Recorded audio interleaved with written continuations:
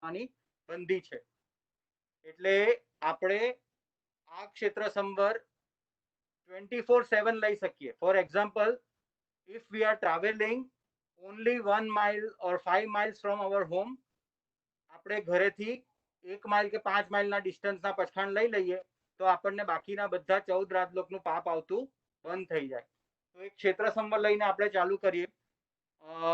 રાત્રે જાપમાં સ્વાધ્યાયમાં એક પ્રશ્ન પૂછાયો હતો, એની વાત આપણે આજે કરીશું. 10 મિનિટ છે એટલે આપણે પહેલા પચખાણ લઈ લઈએ સંવરના. દરેક લઈ શકે છે. કોઈને કોઈ ખાલી નમો અર્યંતાણમ બોલશો એટલે તમે પચખાણ પાડી શકશો. નમો અર્યંતાણમ, નમો ચિત્રાણમ, નમો આયર્યાણમ, નમો અવજ્જાયણમ, નમો લોહે સર્વસાવણમ. ગુરુદેવ ગુરુની મૈયા આપની આજ્ઞાથી દ્રવ્ય થકી 18 પાપસ્થાનક 5 આશ્રવ સેવાના પચખાણ. ક્ષેત્ર થકી સૌના ધાર્યા પ્રમાણે પોતાના ઘરથી 1 માઇલ, 5 માઇલ, 10 માઇલ જેટલી છૂટ રાખવી હોય તે ઉપરાંત કાળ થકી નમો અર્યંતાણમ બોલીને ન પાડો ત્યાં સુધી ભાવ થકી સંવરના પચખાણ ઉપયોગ રહે ત્યાં સુધી પચખાણ પાડવા. ભૂલચૂકનો આગાર તસ બંધ પડીકા નિંદાની ગરામી અપાણમ વોસીરે વોસીરામ. હવે આપણે સંવર લઈ લીધો. આજના સ્વાધ્યાયની અંદર તરલા આંટી આપણને જ્યારે 15 કર્માદાનનો ટોપિક કરાવ્યો હતો ત્યારે બધાને પ્રશ્ન થાય કે આપણે જો બધા જ ધંધા છોડી દઈએ તો પછી આપણું જીવન નિર્વાહ કેવી રીતે ચાલે? પહેલાના શ્રાવકો કઈ ક્રિયા કરતા હશે? તો આના માટે ગુરુ ભગવંતો એક સુંદર સ્તવન બનાવ્યું છે કે અલ્પારંભી થઈને જીવવું. એમાં અશોકભાઈનો પણ પ્રશ્ન થયો હતો કે એ તો આપણું કર્તવ્ય થાય ને, આપણે જે પણ બિઝનેસ કરતા હોઈએ કે જે પણ જોબ કરતા હોઈએ એ ક્રિયા કરવી એ તો આપણું કર્તવ્ય થયું, તો પછી એ તો આપણે કરવું જ જોઈએ. તો એના જવાબમાં આ સ્તવન ખૂબ જ સુંદર કે સાચો શ્રાવક જે કહે છે એ કઈ રીતનું જીવન જીવે છે અને એ શ્રાવક કઈ રીતે પોતાના ડિસિઝન્સ લે છે એની આપણે આજે ચર્ચા કરવી છે. એટલે બધાને જ આ પ્રશ્ન થતો હોય કે હું પણ શ્રાવક છું કે હું પણ શ્રાવિકા છું, તો મારા જીવનની અંદર હવે મારે વધારે ને વધારે કર્મ બાંધવા નથી.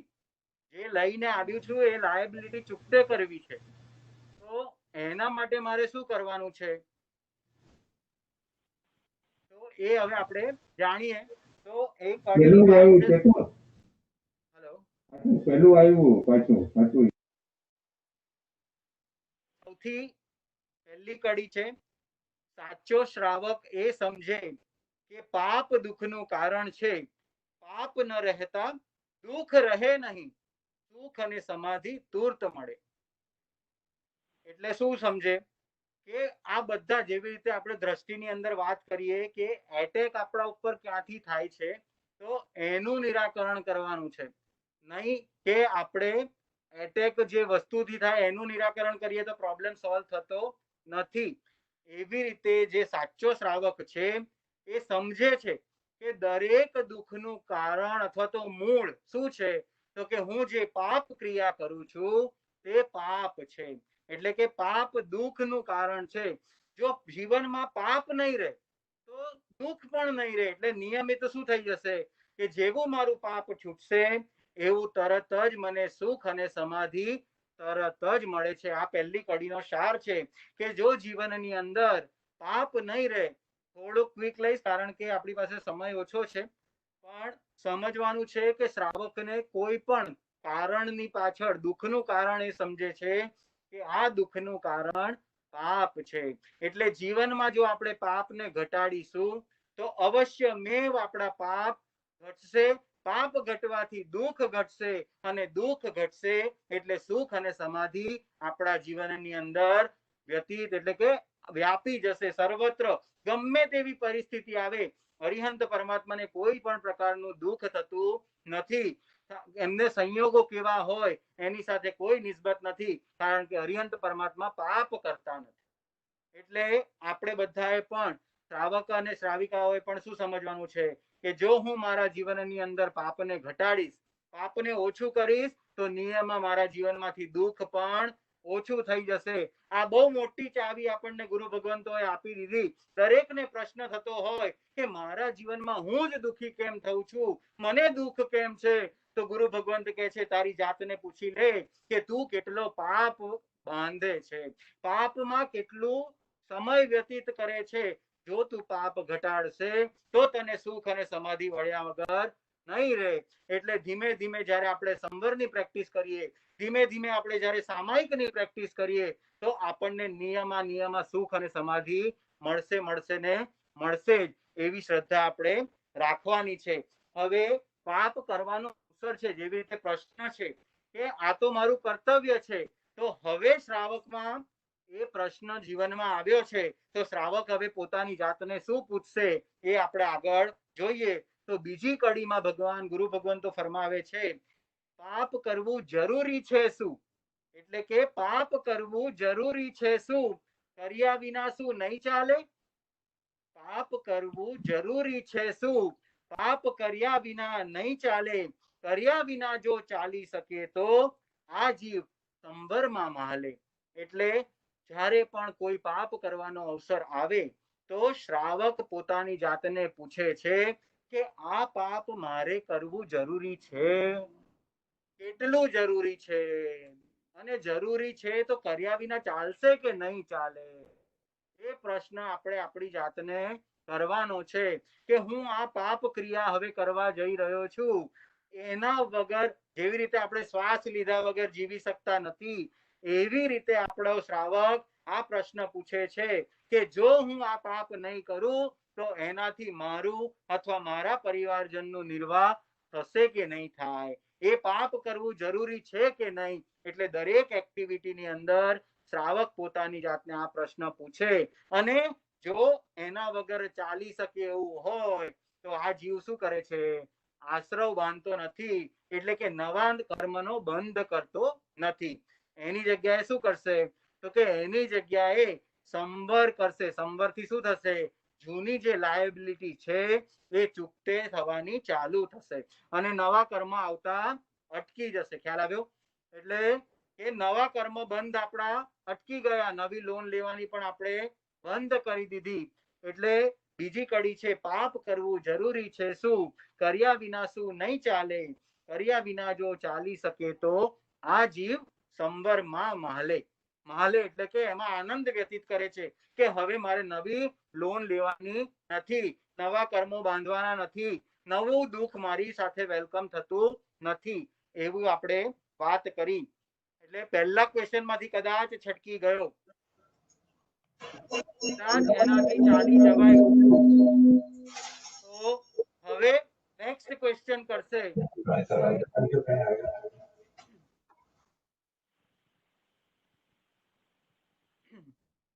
ત્રીજી કડી બતાવે છે એવું હોય કે કરવું પડશે, ઓછું કેટલું થઈ શકશે? ઓછું જેટલું કરી શકાયું એટલા પાપથી બચી શકે. હવે પહેલો ક્વેશ્ચન આવ્યો કે કર્તવ્ય નિભાવવાનું છે તો આ પાપ વગર મારો નિર્વાહ ચાલશે કે નહીં? જેવી રીતે મેં ઓક્સિજનની વાત કરી કે હું શ્વાસ લેવાનો બંધ કરી દઉં તો આ ભાવ અત્યારે ને અત્યારે આપણે શું થઈ જઈએ? મૃત્યુને શરણ થઈ જઈએ. પણ જીવવા માટે મારે શ્વાસ તો લેવો જ પડે, તો કેટલા શ્વાસ લઉં તો ચાલે? હવે બીજો પ્રશ્ન કરે છે કે જો કરવું જ પડશે તો કેટલું ઓછું કરીશ તો ચાલશે? આ થોડાથી મારું કામ પતતું હોય. આપણને બધાને પુણ્યા શ્રાવકની વાત ખબર છે કે પોતાના જીવનની અંદર કેવી સુંદર સમાધિ પોતાની આજીવિકા માટે માત્ર એ પુણ્યો વણીને અને કેવી રીતે તો કે 2 જણા જમી શકે ને એટલું જ અર્થદંડ, એટલી જ કમાણી વધારે કરીને પોતે પરિગ્રહ ભેગો કરી શકે એમ હતા, પણ મનથી નક્કી કર્યું હતું એટલા માટે પરમાત્મા મહાવીરે એમને આગમની અંદર એમના વખાણ કર્યા કે જો તારે સામાયિક લેવી હોય તો પુણ્ય શ્રાવક જેવી સામાયિક કર. એટલે આપણે પણ આ ગોલ, આ પ્રશ્ન આપણે આપણી જાતને પૂછીએ કે મારે પાપ કરવું પડે છે તો હું કેટલું કરું? એના વગર ચાલશે કે નહીં ચાલે? પહેલો પ્રશ્ન. અને કદાચ ન ચાલે એવું હોય તો કેટલું ઓછું કરી શકાશે? તો એ પુણ્યો શ્રાવક જેવી રીતે માત્ર 2 જણ જમી શકે પોતે હસબન્ડ અને વાઈફ હોવા છતાં એક જણ રોજ શું કરે, ઓલ્ટરનેટ એકાતર કરતા હતા. એટલે આજે પુણ્યશ્રાવક ને ઉપવાસ હોય તો કાલે શ્રાવિકાજી ને ઉપવાસ હોય. એટલે બંને જણમાંથી એક જણ જમે અને બીજું જ ભોજન અતિથિને જમાડે. કેવી સુંદર જીવન શૈલી. અને આજના જીવનની અંદર આપણને તો જેટલું મળે એમાં તૃષ્ણા અને લોભનો પાર જ નથી. હજુ વધારે મેળવી લઉં, એ મેળવવાની પાછળ આપણે કેટલા પાપ બાંધીએ છીએ અને એ પાપ કેટલા બધા દુઃખોને સાથે લઈને આવે છે તે આપણને ખબર નથી. માટે આપણે શું કરવાનું છે, તો કે પ્રશ્ન કરવાનો છે. એ પુણ્ય શ્રાવકની જેમ જીવનની અંદર મર્યાદા કરવાની છે કે આનાથી વધારે પાપ હું સેવન નહીં કરું. તો જ આપણે જલ્દી જલ્દી સિદ્ધ બુદ્ધને મુક્ત થઈ શકીશું. એટલે કરવું જ પડશે તો કેટલું ઓછું કરી શકાશે, અને જેટલું ઓછું થઈ શકે એટલા પાપથી મારો જીવ બચી ગયો. જેવી રીતે આપણે કોઈ દાન માંગવા આવે તો પહેલા શું કહીએ, આમાં ચાલશે કે નહીં ચાલે? મેં હમણાં જ લખાયા છે તો હવે હમણાં નહીં લખાવું. અચ્છા, લખાવા જ પડશે તો કેટલા, 50, 25 લખાઈ દઈશ તો ચાલશે કે નહીં? જેવી રીતે એમાં આપણે ડિસ્કાઉન્ટ કરીએ છીએ. સાચો શ્રાવક શું કરે કે પાપથી પણ આવી જ રીતે પોતાનું ડિસિઝન બનાવશે કે કદાચ નહીં કરું તો ચાલશે કે નહીં ચાલે. અને કદાચ એ ચાલી જાય તો સેકન્ડ સ્ટેપની અંદર કેટલું ઓછું હું કરી શકીશ. મારે મારા જીવનની અંદર ઓછામાં ઓછું પાપ કરવું છે. હવે એના પછીની કડીની અંદર ભગવાન આપણને બતાવે છે, ત્યાર પછી એવું પણ વિચારો, વિલંબ કેટલો થઈ શકશે, શક્ય એટલું મોડું કરીને અત્યારે તો પાપથી બચી શકે. એટલે પહેલા ક્વેશ્ચનની અંદર મારે પાપ કરવું જરૂરી છે. બીજા ક્વેશ્ચનની અંદર થોડું ઘણું ઓછું કરી શકાય એમ છે કે નહીં. અને ત્રીજું, અત્યારે ને અત્યારે મારે પાપ કરવું છે કે થોડો સમય વ્યતીત થશે, અડધો કલાક, કલાક, 2 કલાક પછી કરીશ તો ચાલશે. એટલે જો એમ કરે તો 2 કલાકનું વ્યાજ પણ બચી જાય. એટલે કર્મ સત્તા શું કરશે, તો કે એ પાપ મારે બાંધવાનું છે. પુણ્યની અંદર ઉતાવળ કરજો, પાપમાં ઉતાવળ કરવાની નથી. પાપની અંદર આપણે પેલો જે કહીએ ને, બધા વ્યવહાર જગતની અંદર આપણે બધા જેને બોલાવીએ શું કહીએ કે મારે કાલ કરે સો આજ કર, આજ કરે સો અબ. એ કઈ ક્રિયામાં કરવાનું, તો કે જે સારી ક્રિયા છે, શુભ ક્રિયા છે, એમાં ભગવાને ફરમાવ્યું દેવાનું પિયા આહા સુયમ, તમને સુખ ઉપજે તેમ વિના વિલંબે કરો. સમયમ ગોયમ મા પમાય, એ પણ ભગવાનની જ વાણી છે. સમય માત્રનો પ્રમાદ કરીશ નહીં. એ પણ શેના માટે, તો કે પાપના સેવન માટે નથી કહ્યું, પણ શુભ ક્રિયા, શુભ ધર્મની ક્રિયા માટે ભગવાને ફરમાવ્યું છે કે તું શું કરી લે કે જલ્દીમાં જલ્દી એ ક્રિયા કર. અને જે આપણે આળસુ લોકોએ જે શ્લોક બનાવ્યો કે અબ કરે સો આજ કર, આજ કરે સો કલ, કલ કરે સો પરસો, અભી તો જીના બરસો. તો શ્રાવક પણ આને આત્મસાત કરી લે. કઈ ક્રિયા માટે, તો કે છે પાપની ક્રિયા માટે. કે પાપ આજે કરવું પડે છે, કાલે કરીશ તો ચાલશે કે નહીં ચાલે. કદાચ કાલે પણ કરવાનું થાય તો કાલે પણ નહીં કરવાનું, પરમ દિવસે કરીશું. અને કદાચ પરમ દિવસે પણ ચાલી જાય તો શું થઈ ગયું કે વર્ષોના વર્ષો જીવવાનું છે. જેટલું નિર્વાહ આપણી ગાડી ચાલે જ છે, તો પછી પાપ કર્યા વગર ચાલતી હોય તો મારે પાપ કરવાની કોઈ જરૂર નથી. એટલે ત્રીજો પ્રશ્ન શ્રાવકે પોતાની જાતને પૂછ્યો કે મારે હજી કેટલું મોડું કરી શકીશ, તો એટલું મોડું કરીને મારે બચી શકાય છે. હવે સિચ્યુએશન એવી આવી ગઈ કે હવે પાપ કર્યા વિના ચાલશે જ નહીં. તો એનો પણ રસ્તો ગુરુ ભગવાન તો બતાવે છે કે પાપની ઈચ્છા કે આનંદ નહીં, કરવું પડે છે ભાવ રહે, કરવામાં પણ યતના પૂરી, અલ્પ સ્થિતિ રસ બંધાશે. આ કડીની અંદર બધો જ સાર આવી જાય છે. પાપ પણ કરો, પણ પાપ કેવી રીતે કરો એવું બતાવી દીધું કે પાપ કરતા કરતા હૃદયની અંદર એની ઈચ્છા નથી. એના પ્રત્યે આપણે શું કરવાનું છે કે મારે કેમ આવું જીવન મળ્યું, પૂર્વ ભવના કર્મના કારણે આવા સંયોગો મળ્યા કે મારે આજીવિકા અર્થે આવા પાપો કરવા પડે છે. તો હે પરમાત્મા, એ મારી ઈચ્છા પણ નથી અને એમાં મને આનંદ પણ નથી. જો આ નિશ્ચય રાખીશું તો શું થશે? આપણને ભાવ કેવા આવશે? કરવા માટે કરીએ છીએ. આપણે જીવનની અંદર જોઈએ કે જે નોકરીની અંદર આપણા હૃદયની ઈચ્છા ન હોય તો એમાં રસ કેવો આવે, સક્સેસ કેટલો મળે. તો એવી જ રીતે શ્રાવકને પણ પાપ ક્રિયાની અંદર કે આ તો મારે કરવું પડે છે, રોજ પ્રતિક્રમણ કરી લઈએ તો આપણને શું થાય છે? તો કે એ પાપનું પ્રાયશ્ચિત થઈ જાય કે આ તો મારે કરવું પડ્યું.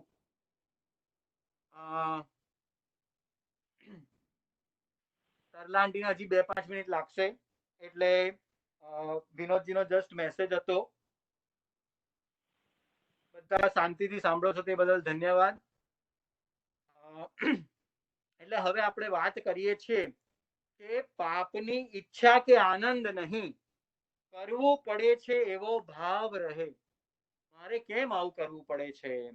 એટલે કે આ કરવાથી આ મારે કરવું જ પડશે, એના વગર હવે મને ચાલવાનું નથી. પણ આની અંદર આપણને એક સુંદર કર્મ બંધની જે આખી ક્રિયા છે કે એ ક્રિયાની અંદર શું થશે? તો કે એક સાસુમાં, આ દાખલો મેં વારંવાર સ્વાધ્યાયની અંદર પણ કહું છું કે આપણી ક્રિયા ભલે પાપની હોય પણ જૈન દર્શન ભાવને ખૂબ મહત્વ આપે છે. એટલે પાપ કરતા કરતા જો આપણો ભાવ સારો હોય તો પાપ બંધાશે તે રાઈ જેટલું હશે. કેટલો રાઈનો દાણો નાનકડો હોય અને જે શુભ બંધ થશે તે પર્વત જેટલો મોટો થાય છે. એટલે તે બહુ ઘરે છે, વ્યાખ્યાન વાંચણીમાં જઈ શકતા નથી અને સાસુમાં વ્યાખ્યાનમાં બેઠા છે, ગુરુ ભગવંતના ઉપાશ્રયની સામે બેઠા છે અને ત્યાં સાંભળી રહ્યા છે. ને સાંભળતા સાંભળતા વિચાર કરે છે કે મારી વહુને મેં આટલું કામ કરવાનું કહ્યું છે, એ કરશે કે નહીં કરે? અત્યારે તો એ ચોક્કસ શું કરતી હશે? ફોનો પર ગપાટા મારતી હશે. હું જઈશ એટલે કહેશે કે મને તો ટાઈમ જ ના મળ્યો. એટલે મનની અંદર ગુરુ ભગવંતની વાણી એક બાજુ સાંભળે છે અને મનના ભાવો ક્યાં છે? તો કે મારી વહુ રાણી શું કરતી હશે? અને આ બાજુ વહુ રાણી ઘરે બેઠા છે, એ પોતે પોતાનો પશ્ચાતાપ કરે છે કે મેં એવા કેવા પાપ કર્યા હશે કે પર્યુષણની અંદર પણ મારે અત્યારે પરિવાર માટે અત્યારે ભોજન બનાવવા માટે ઘરે રહેવું પડે છે.